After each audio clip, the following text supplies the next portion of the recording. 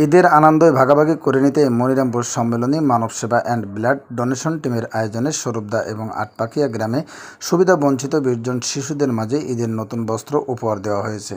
এ সময় উপস্থিত ছিলেন এনামুল, ইমরান, আলমগীর, অভি, অনিক, নোমান, মারুফ, রাসেল, নিশান, সাকিব, নীরা, তামিম, ইথুন, হাসান, মাহমুদ, ইমন সহ আরও অনেকে। এমন মহতে উদ্যোগ নেওয়ার জন্য সাধারণ মানুষের মাঝে আলোড়ন সৃষ্টি করেছে সংগঠনটি। বিস্তারিত ভিডিও চিত্রে।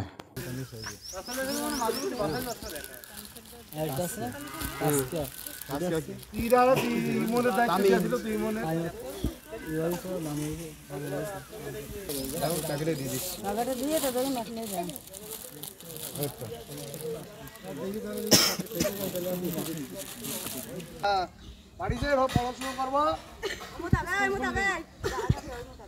বন্ধু, তুমি তোমার জন্য আরো ভিডিও কাটো, ফটো নাও।